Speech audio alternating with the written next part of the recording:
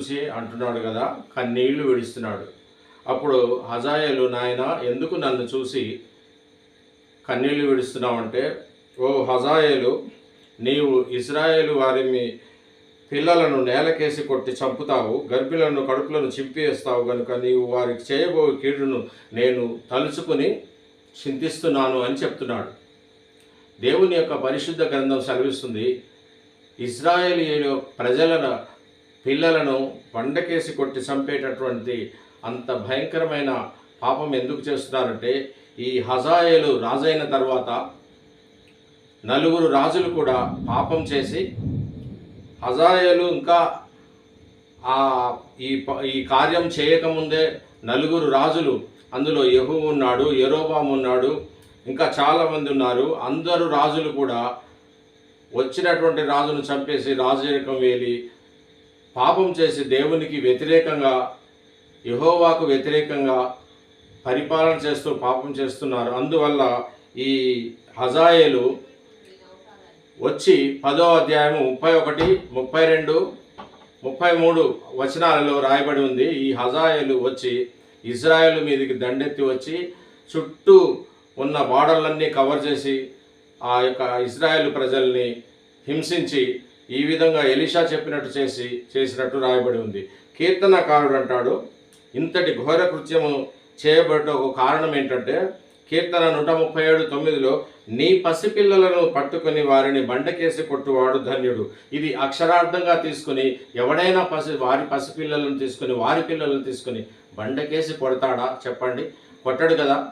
ఎవరైనా వారి పిల్లలను బండకేసి కొడతారా? అక్కడ ఆత్మ సంబంధమైన అర్థం ఏంటంటే, దేవునికి వ్యతిరేకంగా పాపం చేయాలనే తలంపులు, ఆ పాపపు ఆలోచనలు, ఆ పాపపు తలంపులు అనే పసిపిల్లల తలంపులను తీసుకొని బండకేసి కొట్టమని చెప్పి ప్రభువైన యేసు సెలవిస్తున్నాడు.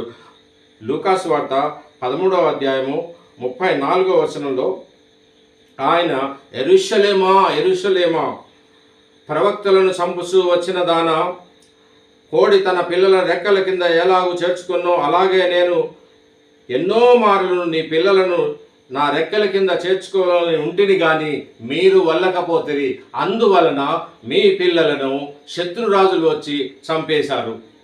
అర్థమైందండి? అర్థం చేసుకోండి. మనము మన పిల్లలను పోషించినట్టుగానే దేవుడు అందరి పిల్లల్ని పోషిస్తాడు. ఈరోజు తెలుసుకోవాల్సినటువంటి నగ్న సత్యం ఏమిటంటే, ఒకడు ఇతరుల పేదవారి పిల్లలను కూడా మన పిల్లల్లాగానే ప్రేమిస్తేనే నీ పిల్లలను దేవుడు ప్రేమిస్తాడు.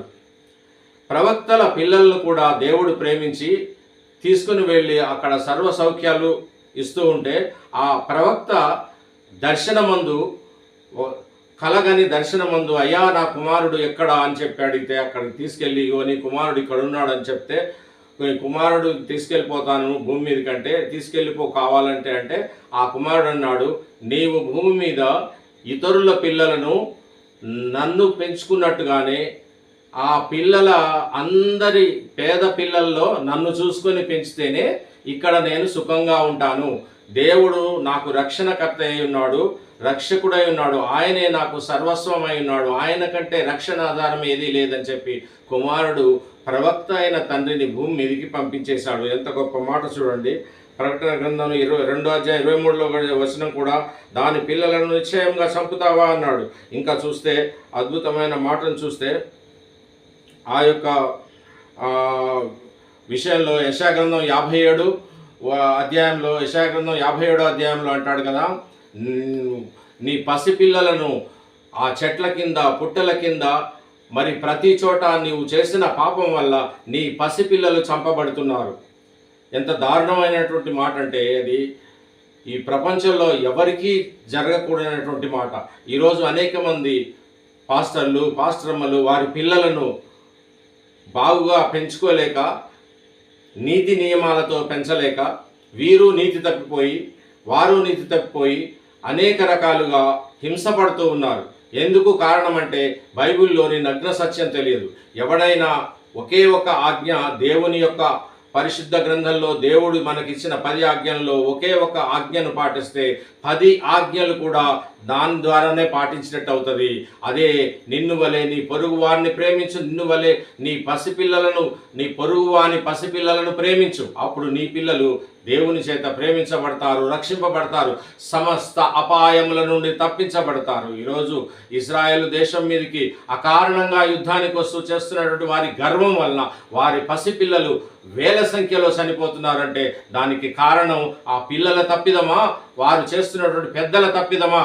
ఒక్కసారి ఆలోచించాల్సిందిగా మనవి చేస్తా ఉన్నాను.